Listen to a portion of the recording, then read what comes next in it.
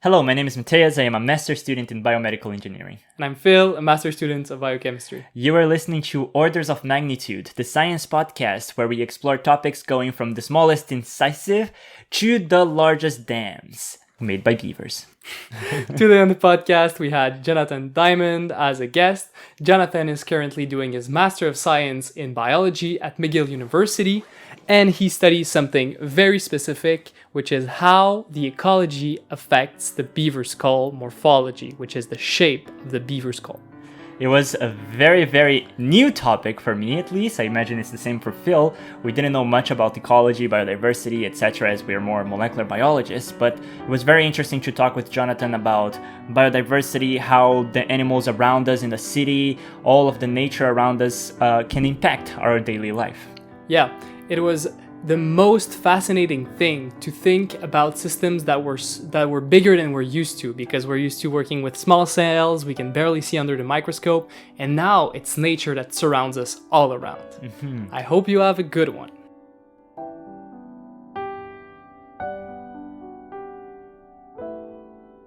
Jonathan, welcome. Thank you very much for coming to the podcast. Hey, thanks for having me. Well, we are here now today to talk about a bunch of things that Phil and I are not very familiar with. Are you as familiar? Probably not as familiar. No, we've talked about biology at a nanoscale, at a microscale, and maybe with bioreactors at the meter scale, bit bigger, but never at the kilometer and ecological scale, for sure. Ecology is a very big type of biology. Sometimes I even wonder, is it even biology? Because the way that I see biology is all proteins and stuff. Then, you're in ecology, I have the feeling we sometimes look at like the behavior of animals or how big populations change here and there. It seems much less specific than the tiny sciences that we have. Can you tell us a bit of how this science works? Absolutely. So first of all, you're right in a way of saying that ecology is broad, right? So ecology can be anything when you're questioning the interaction, relationships between organisms and their environment.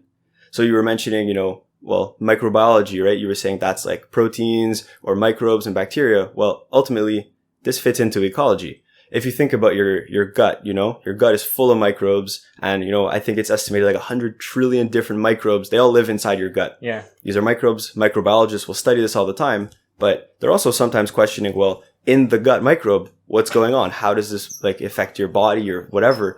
And that's ecology, right? It's how is the ecosystem, which is your gut, managing or interacting with all the different organisms that are also interacting with themselves.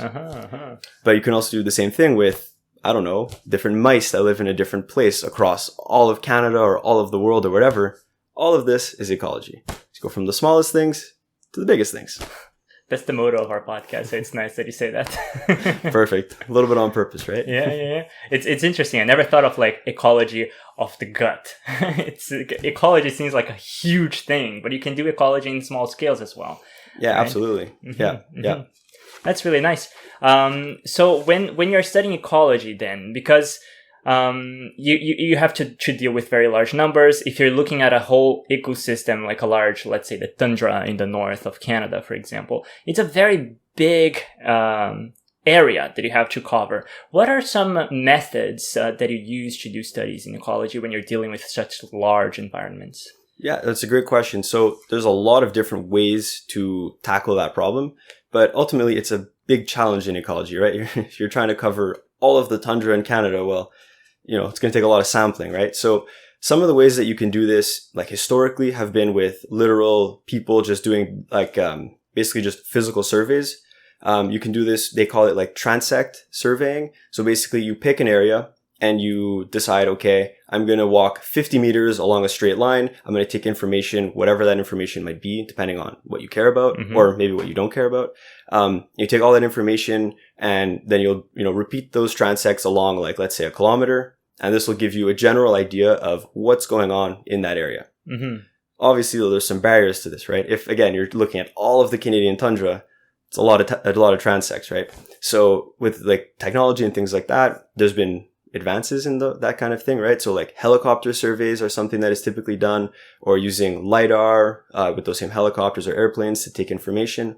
But something that's pretty interesting to me and is becoming more and more, I think, accessible and useful, is spatial data. Mm-hmm. So using the hundreds of satellites that are already there looking at our Earth to just get all kinds of information that is useful for all that area. So yeah, that's sort of where the direction that sampling is kind of going in now. Yeah, that's really cool. I saw you sent us a paper where they were, exactly as they're describing, they were taking pictures. They mentioned even Google Earth on the paper. I was like, that is so cool. They're like, it's an independent project and you can even use it to do your research. And I think one big advantage of this technique using satellite images and stuff is that you don't interfere with the environment that you're trying to study. I think that's probably one of the big challenges if you're trying to study ecology of a specific environment, right? Mm-hmm. If you go into that place, you're basically changing it, so you don't have the real thing, right? Yeah, in some cases, yes, this is completely true. There's other ways to get around that. A great method, I've actually used it back in my undergrad for like a pretty small project, is trail cameras, or camera traps is another way they're referred. And so you go into your environment, into different places, again, depending on your question. I was actually looking at beavers, and we were just trying to monitor how many different mammals were going to be close to these different beaver dams in the Adirondacks, which is like a park in New York, upper state New York. And we basically just set up like 15 to 20 cameras along the different beaver sites, and we just let it do its thing. And so they're motion detected. So like if, for example, we saw a lot of bears. So every time a bear would walk by, it would trigger the camera, it would take pictures, and it would just continue to take photos, and we can monitor the bears. And then when they leave, well, then there was no more photos. And then at the end of it, we can collect all the information, look at all the pictures. And so that's one way to avoid being kind of there.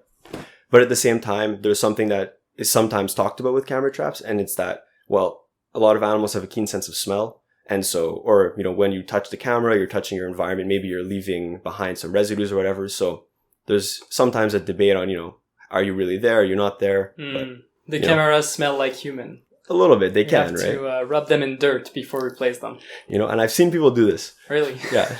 I've also seen people say, it doesn't matter. It's such a small impact. So I think there's a bit of a debate on that. But I'm not the biggest camera trap enthusiast, to be honest. So I don't have a crazy opinion on that one. Did you do a lot of field studies before? I know you don't do much of that right now. Do you for your master's? So unfortunately, because of the pandemic, all the field work that I had planned, actually, I completely scrapped it for my current research. But, that's okay. That's life. So we've readapted to avoid as much as we can to go into the field. The possibility is still there, so we'll see. But in the past, I have done a few different projects in the field. A lot of it was involved actually with my undergrad. I was pretty lucky that my program gave us the opportunity to go into the field quite often to do different surveys, sampling, different kinds of projects, including, like I said, the camera trap one, which was cool. And in that same class, actually, we were divided into different groups, and each group had their own project. So mine was a camera trap, but someone else was looking at invertebrates, like in streams, and checking how like oxygen content changes the invertebrate population. So we got to do that also with them, which was kind of cool. So we got to explore all different methods and techniques in fieldwork, which was a lot of fun. Yeah. Fieldwork sounds really cool. Like that's the type of you feel like I don't know how to say it, hardcore scientist in the sense, how if you imagine Darwin going to what was the island, Galapagos exactly. Island, and then like just drawing some birds and writing this. It's nice to go into the nature and like collecting data there. You feel like you probably feel more involved in what you're studying. If we're in the lab, man, we're just mixing transparent fluids all the time. Although we know what we're putting inside of tubes, it's probably not the same as like going to the forest and doing the science. Like it's really cool, really cool. This leads me to a more general question. What led you to choose this field of study? If someone is like undecided on, I don't know, I like biology, but like ecology, like what is the cool side of ecology that made you choose that field? Well, there's no way in, a quick sentence I can tell you all the cool things of ecology. Let's be honest. But for me personally, it started when I was pretty young. The Discovery Channel, and like science communication, the kind of stuff you're doing is what introduced me to the Galapagos, actually. And I watched like a mini series on the Galapagos, and I thought, wow, this is like incredible. There's so many different like species, fish, even like turtles, all these things. They're explaining all the things. I just thought that's really cool. I wasn't like hooked, but at the end they said, and the fun part of this is that we know all these, hundreds and whatever, thousands of species here, but we also don't know most of them. We don't know nearly as much as what's going on as we do know. And I thought, well, it's pretty cool. Like I kind of want to find out some of this information, and then it just kind of worked out that way throughout my life, throughout schooling. I always just was interested in the natural world and where we fit in the natural world. It's easy to say trees, they make oxygen, they give us plants, they give us food, like fruit, apples or whatever. But, if you really go past what is going on with, okay, but why is there a tree here? How did a tree start to do that? Or what is the impact of these trees? Like if there were no trees, would we be here? Start asking these questions. And then obviously that led me down a path of, the theory of evolution, Darwin, and then, ecology really fits into that place. Especially because I'm just an outdoorsy person. I've always liked hiking, being outside.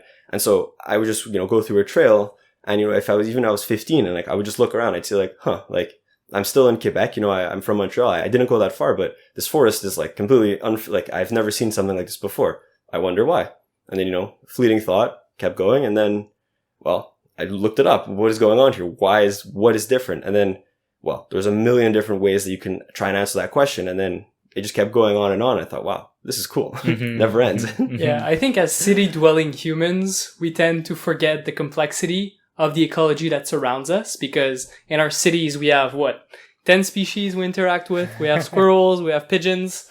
That's pretty much the two species I know. If you wanted to catalog the fauna of Verdun or of Montreal, the house cat, squirrels. Yeah, and when we look at ecology, even outside, we tend to think, it's simple. It's a food chain. It's a couple of organisms that interact together. Some eat the other ones. But we realize when we see the different territories, it's such a 3D complex interactions between all of the species. And I think, like you said, there are so many things yet to be discovered. And even when we discover these things change with time, especially with how we're affecting the planet right now. So there's always new information to be gathered, and in interesting way. Yeah. Yeah, big time. And it's funny, just you were talking about, both of you actually were mentioning how in Verdun or in Montreal, there's only a few species that we can think of when we see. But in fact, there's so much more going on in an urban setting than you might pick up on just from being, just looking around, because we often don't think about it. But urban ecology is actually a really booming field right now because, there's humans everywhere, there's cities everywhere. And there's also their environment is being involved in the, in those cities, I'm looking out the window now, there's trees. Mm-hmm. There's also birds and, it's currently fall migration. Different birds have been stopping by your window probably without you noticing it than were there maybe a month ago. And then that will be there in another month. And so, and these things all impact, people in a different way, just without us necessarily thinking about it. Yeah, that goes to the next question that I was going to ask. How do these things change? How are they important for us as humans? If we're studying them, people like you study ecology and stuff, that means that it's probably important for us in some way. Can you develop on how understanding biodiversity and ecology is important for us? Yeah, of course. I mean, there's a lot of different reasons. I definitely won't cover them all, but in general, what I try to think about, or what I typically, if I'm just having a conversation, I'll typically just always relate back to a scale. So the world has a scale. In life, everything requires a balance. And when you study ecology, you're learning about how that balance, first of all, what that balance is, because the balance in a city versus a different forest versus a desert will be different. But so we learn about what is making up that balance. But then we look at, okay, but what is maintaining the balance? Or what happens if we shift the balance? Is it positive? Is it negative? It could be either. We don't know. And sometimes it's say, hey, how can we retain or move back towards that balance that we sort of want? And then, of course, you can say, okay, but why do we want a balance, right? Mm-hmm. And part of that is just things that, again, we don't think of. If you think about severe weather events, big major storms and flooding events and things like that, nature protects us from all those things without us even thinking about it. For example, forests do a great job at protecting places from flooding. Just as a general example. So if in an area, it's been seen before that there used to be a big forested area around a city, there was never floods historically. And then they removed the forest, developed more and more things. And then out of nowhere, it's interesting. We're starting to see some flooding here and people are starting to question, I don't know what's going on, and they try to build walls and all these things, when in fact, maybe if they had considered, the development plan of saying, hey, you know what, maybe there's a value, a human value to that forest, maybe we should keep it, maybe we should develop maybe in a more vertical way, or maybe somewhere else where, those kinds of things, but then again, there's also things like food. Our food relies on biodiversity. I know it's pretty popular to talk about the bees, save the bees. And it's true, we should work on saving the bees because they pollinate, our food, not everything, obviously, but a lot of different food. And I think I wrote down a couple notes on a few other reasons, of course. Also clean water. It's very easy for humans to clean our water with cleaning plants and things like that. This is true, but this requires energy, resources, time, all these things. Well, if we're just destroying all of our water and we're not letting any kind of natural filtering processes, which do exist, again, within forests and in different systems, do its thing, we just end up having to spend more money, more effort, and then we go into a situation that probably will create more inequities in the world because you have to pay more money for water or different things like that. So I'll stop my list there, but I can continue going and going and going. I'm thinking of a very evocative example from one of the papers you sent us, in which there were beavers. They were quantifying the beaver population in Seattle, Washington, the city. And actually, there is and always have been beavers in Seattle. And since the population has decreased, there are less water bodies there because of the dams create water bodies. And these dams are actually protective to flooding, if I'm not mistaken. Absolutely. And they were looking at cheap ways to reintroduce the beavers in the city so that there's more retention from flooding. That's really cool. if ecology is not useful that way, I don't know which way it's it is. You were talking, we have flooding, so let's build walls and I spend money. Mate, no, just put some beavers, they'll do it for free. And they were talking about the fact that even if you build a wall, you would have to build a wall that retracts sometimes throughout the years. Whereas beavers, they build their dams and then it gets destroyed and they rebuild it. And throughout the season, it changes and they're very adaptive. Whereas building a wall that can retract itself is millions and millions of dollars, right? Yeah. Before we go and talk more about beavers, I know that's mostly your research is more involved with that type of animal. You mentioned before we started the discussion, the recording, you were talking about traditional knowledge. Yeah, is that how we call it? Yeah, traditional knowledge or traditional ecological knowledge in my case. Yeah. Can you develop on that? What exactly is traditional knowledge in ecology? Sure. So I'm just going to pull up my notes so that I don't misspeak in my definition. I'm very bad with definitions. But essentially, traditional ecological knowledge is it's a cultural continuity of knowledge and information transmitted in a myriad of different ways. It could be just from passing down in stories, but also in behaviors and practices, and the list can kind of go on.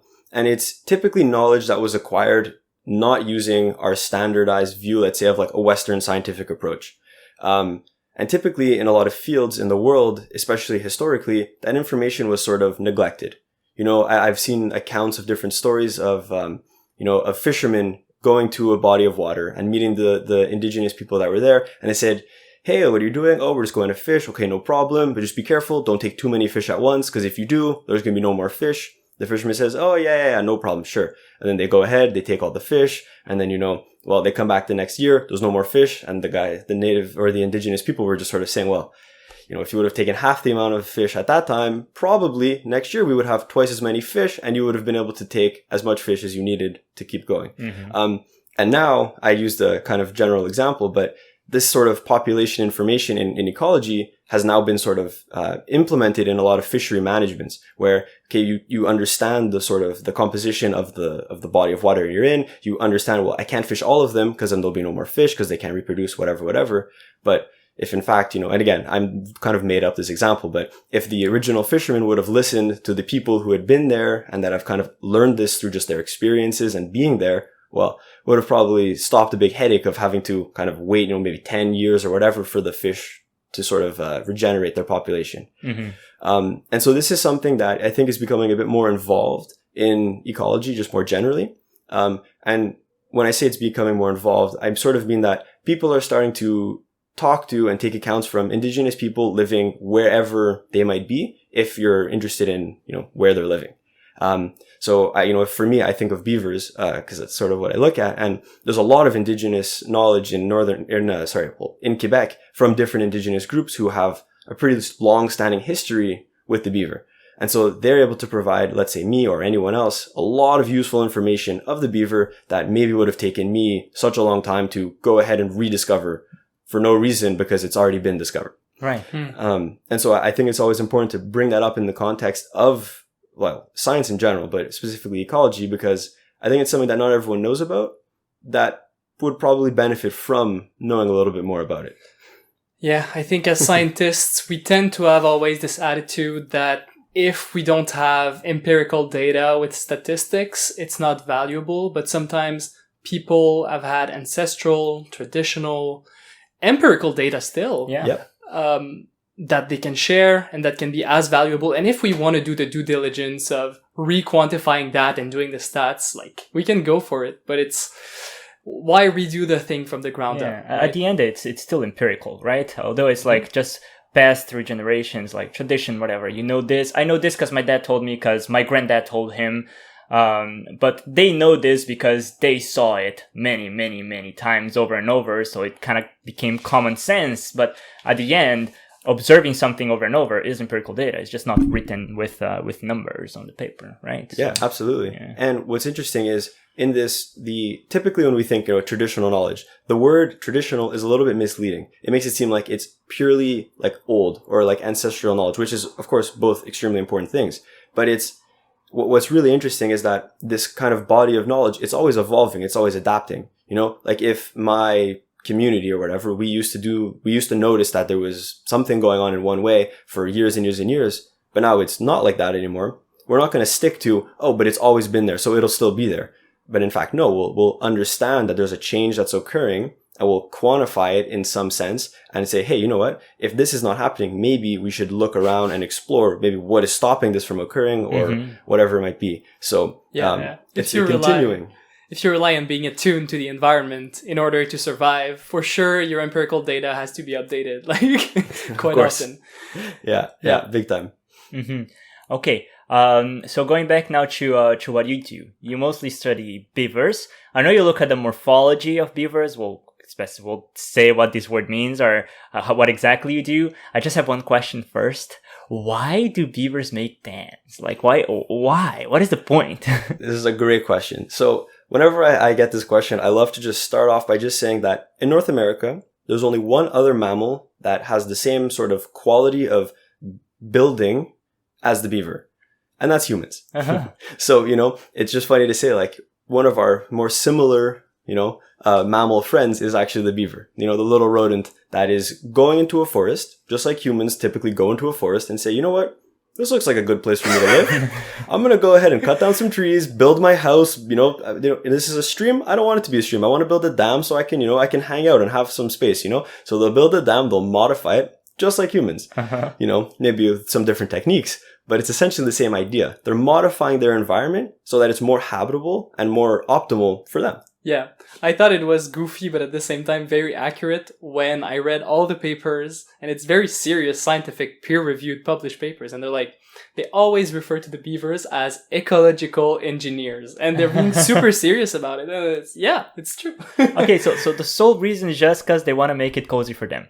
Well, cozy is a bit of an exaggerated way, but it's what gives them an advantage over, other species that may be there, or just it gives them an advantage to be able to have a good survivability in that space. Yeah. So by creating the dams, they're now stopping the flow of water, right? So they build pools. And those pools actually, for example, one of the many benefits of that pool for the beaver is that, if a beaver wants to go and get food, it doesn't need to walk across a big piece of land where it's exposed to wolves, wolverine, coyotes. Mm-hmm. Instead, it can just go underwater.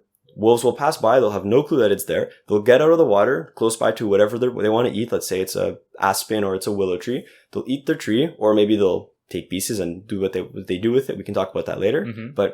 And if they see a wolf come, they hop back in the water. They can swim away and get back to, their home, which is a beaver lodge. So basically, a beaver lodge is a home that they build. It's a structure that typically has access from only below the surface, so directly into the water. But the actual lodge itself then like basically rises above the level of the water, and then they're allowed to go inside and relax and hang out, and they're protected from their surroundings. And again, nothing can really get inside. They're very, very sturdy. There's videos, and I've personally, you can stand on top of it and like you feel like you're on like a house, like it's a firm structure. So it's pretty incredible. And the lodge is not the walls that they build to...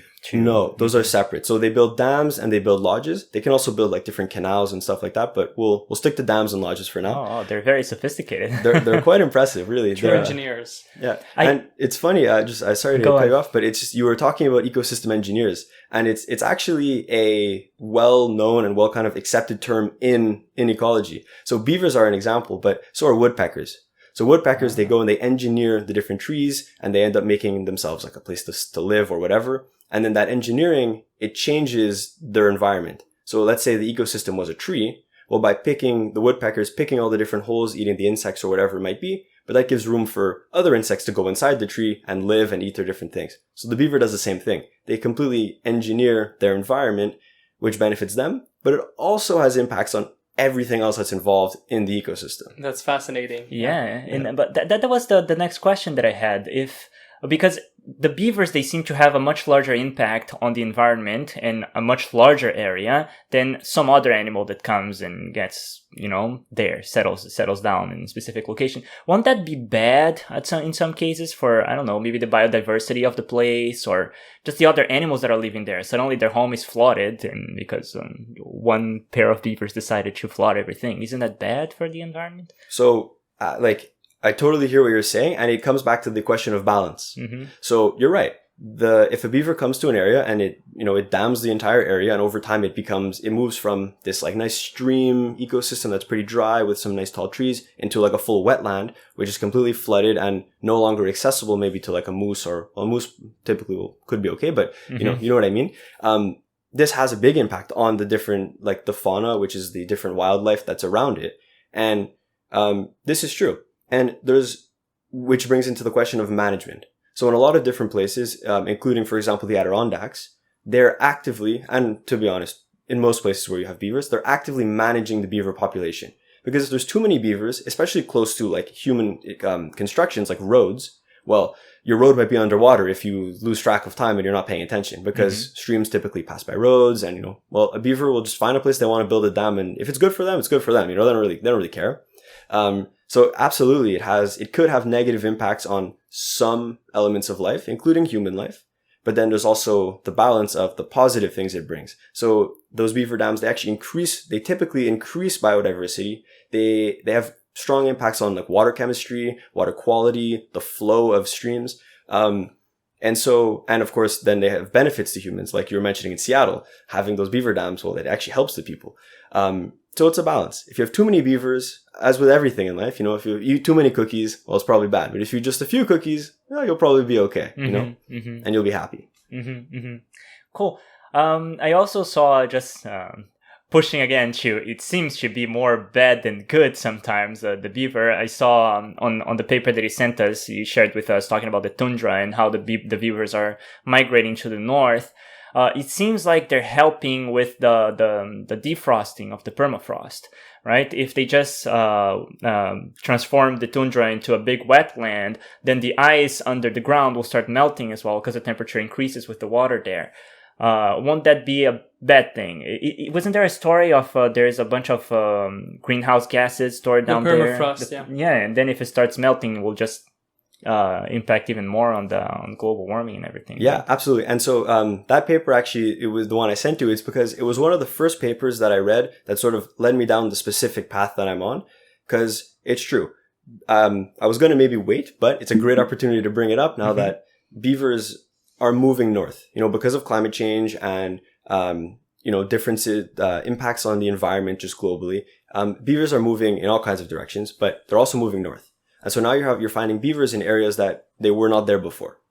We were talking a bit about traditional knowledge before, and the beaver for some of these communities in the north, like in northern Quebec, for example, well, there hasn't been beavers there for very long.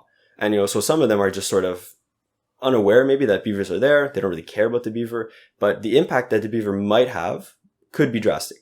Of course, in a lot of these communities, they're actively managing and learning and doing great things with the beavers, but they just weren't there for such a long time. And so our understanding of what they may do is not fully clear. So that, again, the balance thing is we don't know how much it'll tip the balance. But there are a lot of big problems that can be associated to beavers really occupying that area. For example, like you said, the permafrost melt. So permafrost is, as you guys were saying, it holds a lot of methane, and methane is a really strong greenhouse gas. It's, if I remember correctly, it's like 4 times as powerful as a greenhouse gas as CO2. And so you want to avoid having too much extra, let's say, methane in the atmosphere. And like you're saying, by increasing water surface area, so by turning a stream into like a big pond, it helps the permafrost melt, which then releases the gases. And it's a bit of a positive feedback loop, or it cycles itself. So the more that melts, well, the easier it is for more of it to melt. And it goes and goes and goes and goes and goes. Right. Which could be a big problem. Yeah. But at the same time, those impacts, well, I guess it's still a negative, but those impacts also may stop, for example, access for food in different communities. Let's say, it's a random example, but let's say there's a bunch of streams near a community that are relied on for different fish. Like, let's say Arctic char that will come, or like different salmon that will come. They use the rivers and they go back into the ocean. And the way that they get their fish is through those rivers. If a bunch of beavers come and block all those rivers, well, they're also blocking all the fish. So what the impact of that is, well, I don't actually know yet. And, obviously you would imagine that, well, if the salmon can't cross the beaver dam, it could be a problem. But conversely, maybe the damming will increase the biodiversity of different fish species that might be there. And so these are still questions that I don't have an answer to. I don't think we have the answer to yet. But these are the kinds of things that we're actively actually trying to learn and discover in those northern areas where beavers are starting to live. Yeah. You know, sometimes when I do molecular biology, I think about how the theory of complex systems could help it. But I never thought that for ecology, like understanding complex interactions and how they might all interplay together might help, because it's hard to predict what a dam might do to fish populations, like you say, and then how the fish will react to other species and all of the consequences downstream of that. And yeah, so I'm sure that there are like plenty of big modelizations with computers that are done in your field also. Yeah, big time. It's becoming more and more the mainstream actually to use extremely complex modeling.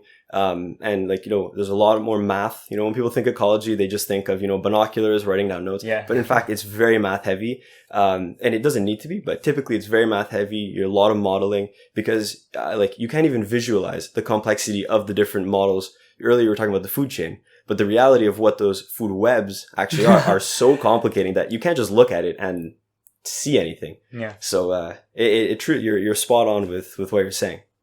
Even when we're looking at beaver skulls, there are so many components that you gotta crunch the data. So let's get into beaver skulls in your research. Sure. How does someone who watches the Discovery Channel gets to a master's degree studying rodent skulls and their evolution?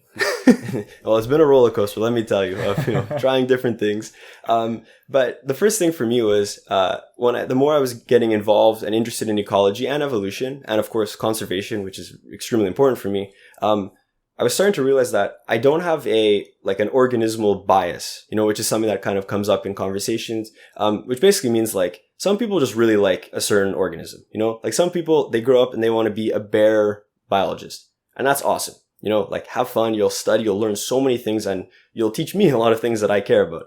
But I'm not really that kind of person. I'm more interested in those complex systems, and I'm not really fixed on one particular component, let's say.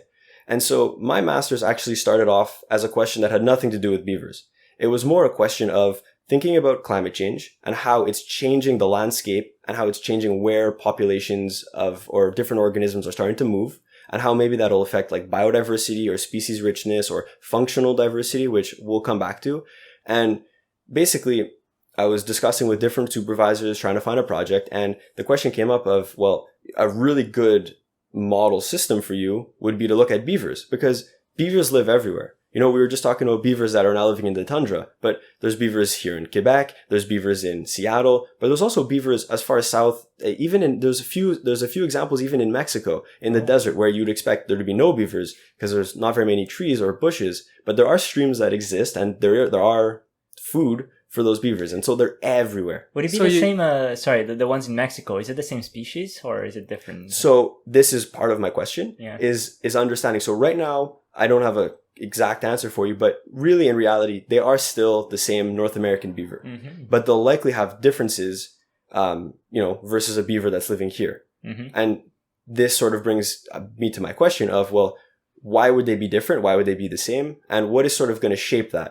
So I chose the way to kind of answer that question to look at it by looking at their skull. And the reason for that is kind of twofold. The first one is it would be extremely hard for me to get a lot of information or a lot of samples actually from different components of like a full beaver across all of North America. It would be quite difficult.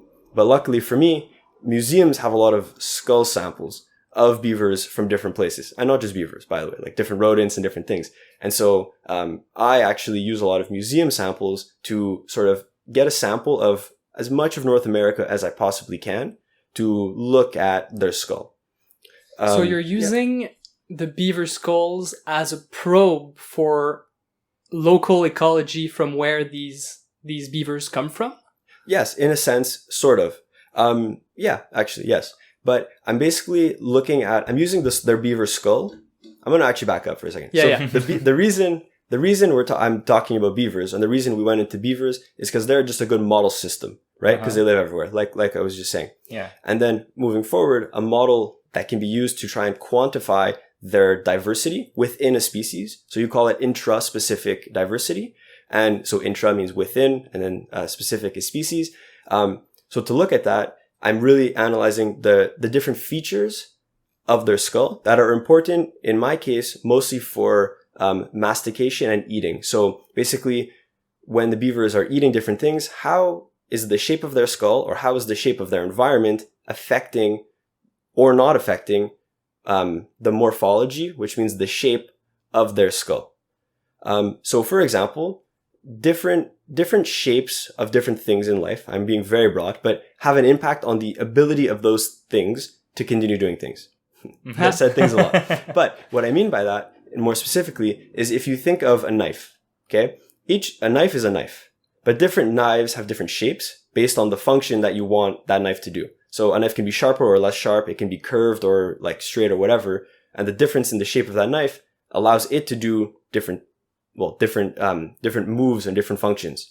So when I earlier mentioned functional diversity, for me, what's interesting is the function that you're understanding behind the shape of their different skulls. If that makes sense. So if beavers have different shapes of their teeth, let's say their incisors, which are the two big front teeth of when you think of like a beaver or like a mouse, if they have a really different shape versus from being really far north versus being far south, it's likely not going to be the case because that would be very simple and obvious, but this would tell you something about their ability to use their incisors. And the reason I'm talking, I guess, about the incisors is because that's what they use as a primary tool to chop down trees, or to fell trees is the correct way to say it, and to obviously then build their dams, build their homes, but also of course to eat. So it's a really important part of the beaver to do everything it needs to do. Like, of course, if you remove the skull of the beaver, obviously, well, it would have no head, but also it wouldn't be able to do the things that it does that allowed it to exist. Yeah. Can I bring a small nuance here? Sure. Are you looking at how the shape of the animal changes based on the environment, or how the environment is changes based on the shape of the animal? It's not the same, right? No, it wouldn't be the same. And so this is a great question, and one that I'm still toying with as I'm still in my data collection phase. But my sort of general idea is that I'm really interested in how the environment is shaping the skull of the beaver. So I'm looking at it more from that perspective and that side. So if there was like an arrow, let's say, because as we were talking about systems, there's typically you can draw an arrow to things, right? So you can say the environment is pointing an arrow at the skull, which is going to make it like an impact. But of course, the beaver also has an arrow towards the environment in shaping the environment. And this is a big thing with the beaver, actually. We were talking earlier about ecosystem engineers. We only touched upon what they build. But in fact, they also engineer the ecosystem by being what you can call a choosy generalist. So what this means is, so first of all, beavers they're herbivores. They eat plants. They eat trees. They eat aquatic plants, semi-aquatic plants, all kinds of fun things. But they don't have like one thing that they need absolutely mandatory to eat for them to survive. So what I mean is, if we were in a forest and there was a lot of trees around, you just put a beaver there and there was a stream close by, it would be fine. It would manage. But the fact is that kind of like people, beavers are very kind of choosy, They don't need a certain thing, but they have things they really like.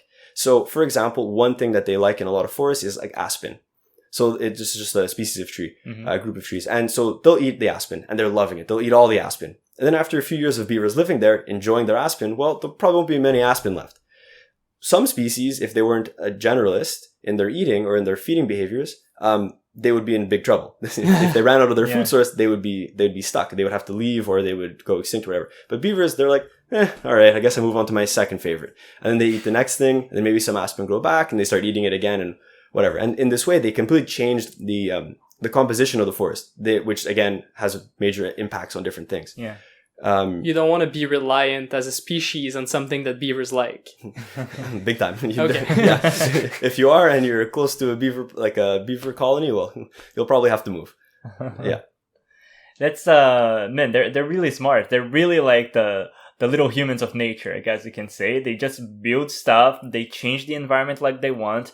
They don't need us like us. We get somewhere and we're like, oh yeah, I'm gonna build a city here, and we build a city there. And oh no, we don't have any more corn. It's fine if we don't have corn. Let's eat this other thing that we can also make before, right? Today we can have corn whenever we want. But I'm impressed. I didn't know these animals had so much control over their environment. It's really interesting. There's something though I still don't understand.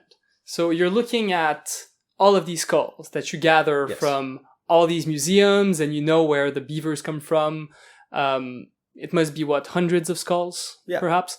And you're gathering data about their the shape of these skulls. What are you expecting to find? What is your hypothesis? I know sometimes we do discovery assays, which means we don't have a hypothesis. We're looking for something more broad, but you must be expecting something. Of course. What do you think? Yeah. So, it's funny. We're talking so much about the skulls that sometimes, we forget to talk a bit more specifically about the environment. So at the very beginning, we were talking about spatial data. So I'm also using spatial data to give me more information about where these beavers are found. And I'm using I won't go into it because then we'll talk about math for the next 20 minutes, but I'm using different models and basically called niche modeling that is allowing me to connect the differences, like specifically the differences, which then will lead to particularities in the beaver skulls, that how closely associated that is with the differences, again, in their environment. So for example, one that I probably maybe will or will not use, but let's just say an easy one to talk about is temperature. So, of course, the average annual temperature for the beaver that a beaver is exposed to in the far north of Quebec is very different than, let's say, in central USA, right? Of course, it'll be much warmer for the beaver in central USA compared to the one in the north. Well, maybe this is going to have some sort of impact on the differences in the shape of their skull. Obviously, probably not directly. But, of course, everything is connected, so the temperatures will change the differences in food and the differences in trees, which leads me to my actual hypothesis, which is how does all this environmental data, which is then connected to different qualities and characteristics of the food that they eat, impact their skull and the shape and their function that they have. So, for example, one particular characteristic that I'm very interested in is how wood hardness and density has an impact on the shape of the skull, right? So if one tree is extremely hard, well, you may need a sharper incisor, for example, than maybe a beaver that's eating something much softer. But maybe it has nothing to do with sharpness. Maybe it has to do with rigidity or different things, right? And secondary, the amount of force they can generate, something like that. Yeah, and so the information that I'm collecting is kind of twofold. It's like, the standard sort of, it's called traditional morphology. So like the length of things, the angles of their incisors, those kinds of things. But I'm also looking at a bit more of a geometric approach, which is basically using what you call like landmarks. So I'm basically associating specific points that is consistent on all the beavers. And I'm going to analyze how different they are in a coordinate kind of space, which again will lead us down a talk of math. So I'll stop kind of there. But essentially, it's how different they are from each other holistically. Yeah. The geometry, if we want to give a quick image to the people, when we see face recognition software, we always see like all of these little dots that are put on the face of people to recognize their faces. You're doing that with beaver skulls. Exactly. Yes, it's the exact same kind of thing that you would see. Okay, so it's one example, probably not doing this specific thing, but just to make sure that I get it. You have the hypothesis that in this region of Quebec, there is this type of tree. Because this tree is so hard, I expect the head of the beaver to have this shape. And then you check to see if it's true or not. Is that more or less what you're doing? Essentially, Okay. yeah. So the first step of that is this is where I am in that process, is just assessing the shape. So that's why I'm pretty preliminary in my analysis. So I'm right now just quantifying what shape you're finding in different places. And trying to find trends. You're trying to find correlations, and then you're going to make predictions about some skulls. You must keep some skulls for validation or something like that, and be like, okay, based on this set of data, these 800 skulls, I predict that the 801 first skull is going to, since the food is like this in the environment, I predict that the incisives will be like stronger or whatever.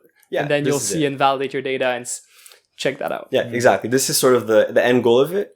And this can be very useful information because we know that, like I was mentioning, beavers are kind of moving, but it's not just beavers. So, of course, like I said at the beginning, I have no bias towards one organism. So the methods and the procedures that we're doing can be applied to different species in different ways. And so it can become a tool, and it already is actually a tool that is being used to sort of help us monitor movements of biodiversity and species and stuff, which helps us with conservation research. So everything is kind of always connected like that. Yeah. Well, it's like your number one test subject, but after that, you would like to apply it to all sorts of species and all sorts of environments. Yeah, exactly. Yeah, absolutely. And that's why I'm still playing around a lot with the different environmental factors that I'm looking at and the different, even the different models that I'm going to use. I'm still trying different ones to see which is the most efficient one and what is the best one to be used, not just for me right now, but also moving forward for other people if they wanted to kind of replicate it in different ways. Yeah. I have two philosophical questions about everything we've discussed today. The first one is, we've talked about the very human-centric, pragmatic benefits of studying ecology and caring about biodiversity. But some people would say it goes beyond that, beyond our human-centric values. And I think you've written a paper about this that is yet to be published, but so it's a topic you're interested in. So do you have a take on this? Yeah, well, the idea of where do we kind of fit within that ecological question.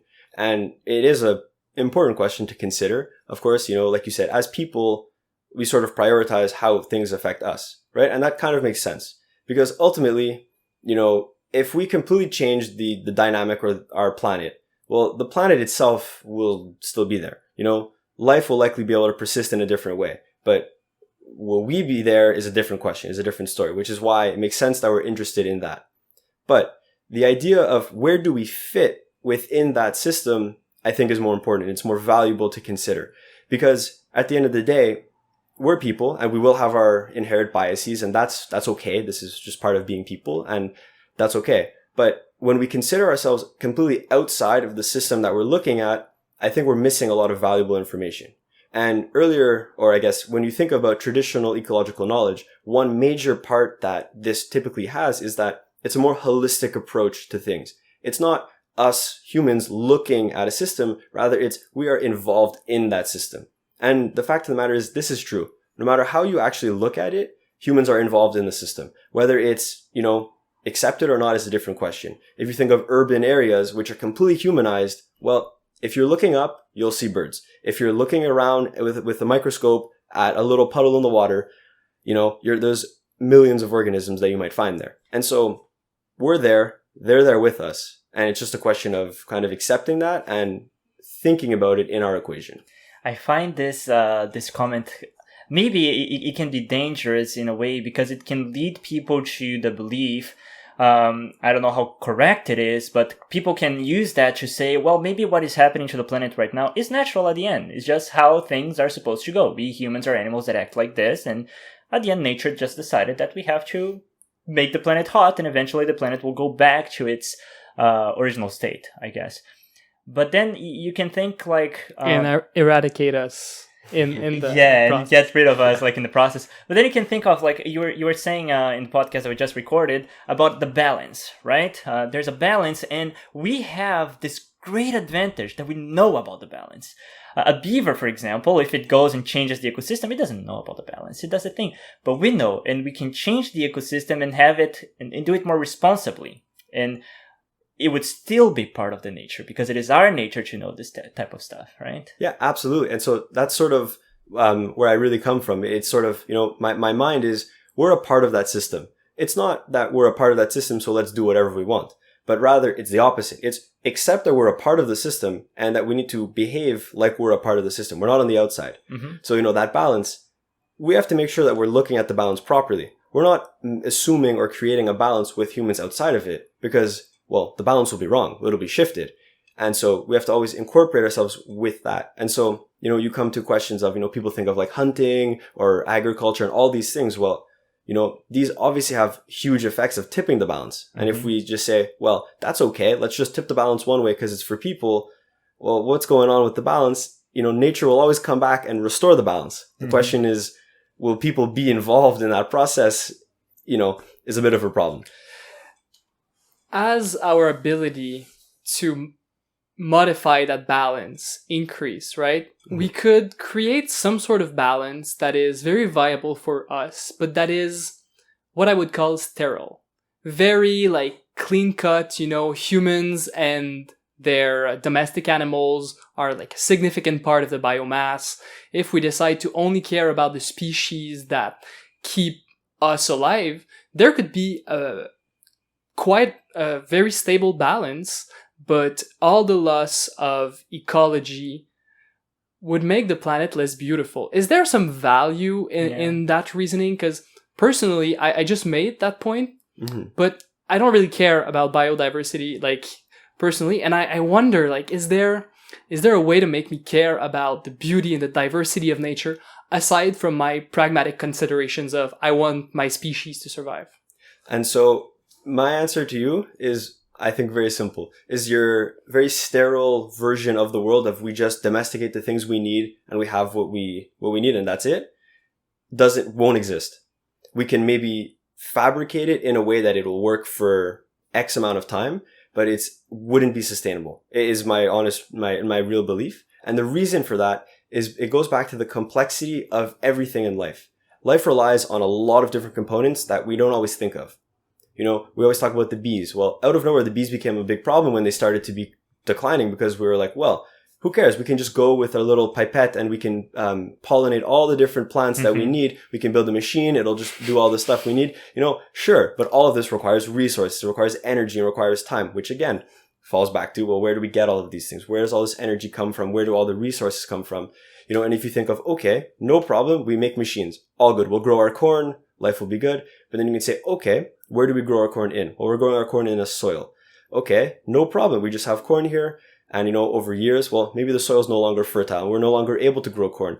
But no problem. We'll grow something different, right? And then we'll keep moving on until we're in a situation where, well, without any kind of natural balance being restored to that soil, well, we just don't have any food. And then it's easy to say, okay, well, it's all good. We'll be in a lab. We'll replicate everything we need and we'll put it all inside the soil. But where does that end, right? What you're saying is nature is so rich, complex, and has given us so much that trying to sterilize it and trying to make everything controlled by humans will put us in a situation of constant damage control. Yeah. I think a good example, I don't think we published that episode, but we were talking with a friend about viruses and how they use viruses for genetic therapy. Engineering. Therapy. Gene therapy. Gene therapy, yeah. And how we use the viruses because they already have this mechanism that allows us to deliver DNA to cells. And we could engineer the thing from zero, but it would be so long, it would take so much energy. It's the same thing. The nature already gave us the mechanism because it had so much time to develop all of that. For things to be in a certain balance. And if we want to try to engineer everything from zero. But why? If everything is already here.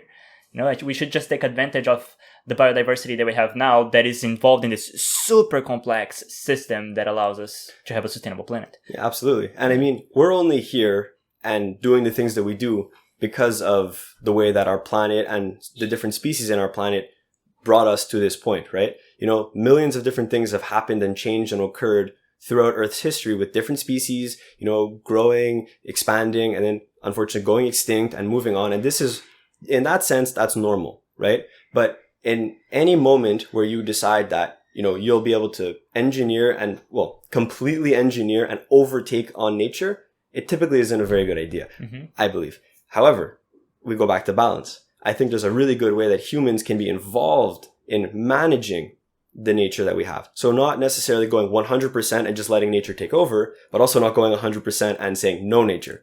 That brings me to my second question, my second philosophical question.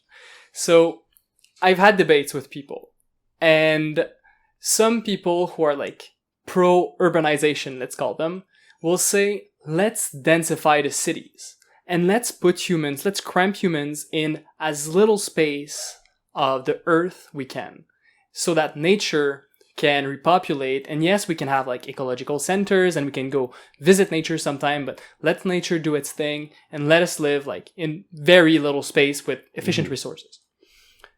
And other people will say that's the wrong approach because it will disconnect us from nature to a point at which we won't care about it and then destroy it anyway. I don't know what to think in that debate. I tend to be towards the densification argument. But yeah, I don't know. I'm not sure.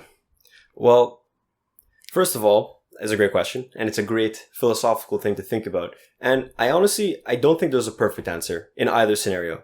Because I don't think that it can be such a dichotomy. I don't think that the solution is one or the other.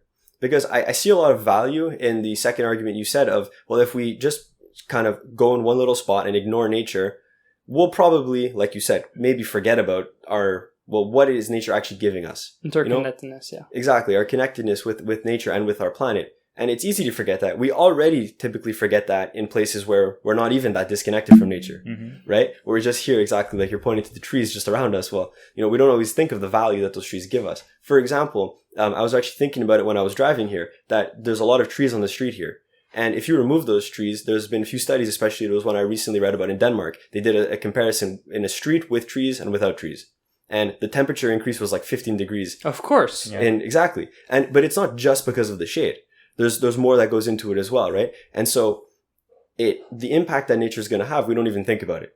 And so if we forget about it, well, who cares? We'll just put a little shelter. Life will be good, And it brings us back to the last question about is trying to control everything in the system. Yeah.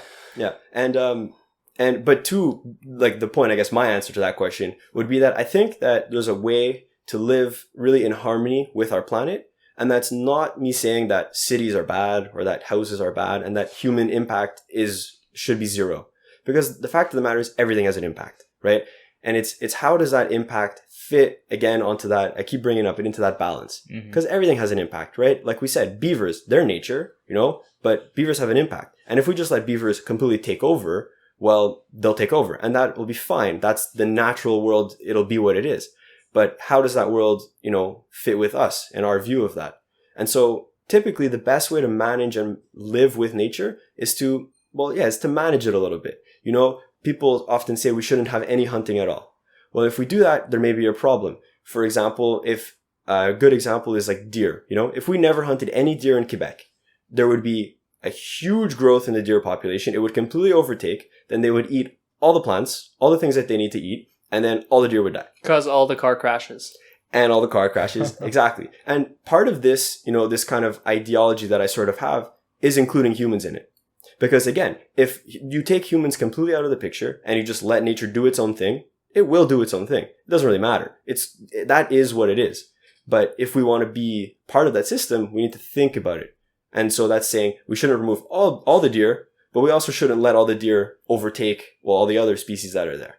You made an excellent point about caring for the system that is nature while being in the system that is nature. Maybe I just thought of that. We are actually, you're almost insinuating that we are essential for the thing to be sustainable, right? At this point, because, well, maybe even before, because if we were not here, say, the other animals, they don't have as much, I would say, they don't have the cognitive capacity that we have.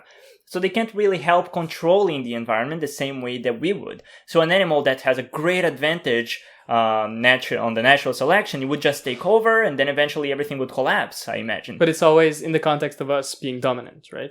Exactly.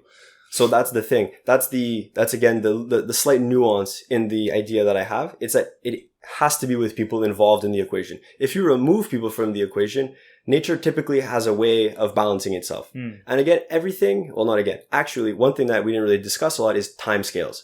And in all these questions that we're discussing, time is actually a very important dimension to the question. Because like the example I said with deer, they would collapse, they would grow, and they'd collapse. But it's over how much time, right? So if you actually think about Earth, we've only been here for like a blip, right? So all these systems that have gone up, they've risen, led to extinction and stuff. This is over millions and millions and millions and millions of years. Right. For like the biodiversity loss that we see right now, that is sort of the sixth mass extinction. This is way faster than any other event that we understand and that we know of historically.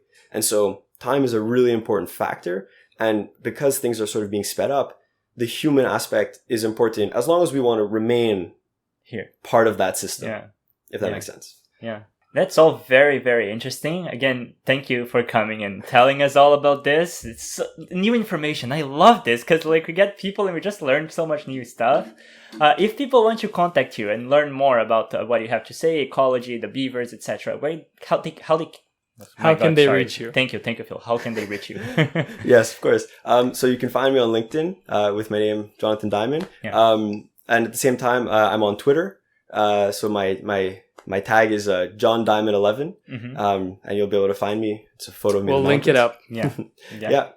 All right. Thank you very much for coming. Thank you for the conversation. It was great. Yeah, thank you so much, and thank you guys for doing this kind of project. It's awesome. I'm starting to listen to the podcast, and I'm also learning all kinds of new things, and it's really great to learn in areas that I have no background in whatsoever, and you're communicating in such a clear way. So thank you for doing that, and thank you for having me. Thank you for listening to Orders of Magnitude. If you enjoyed this episode, please leave us a 5-star rating on Apple Podcast and share the episode with your friends and family. If you would like to give us feedback, you can reach us at ordersofmagnitudepod@gmail.com. We would love to hear your opinions and ideas on the subject that we discussed today. Orders of Magnitude is an original project led by Philippe Carle and Matheus Schultz. The original music was composed by Vincent Ellis. Stay tuned for the next episode coming out in 2 weeks.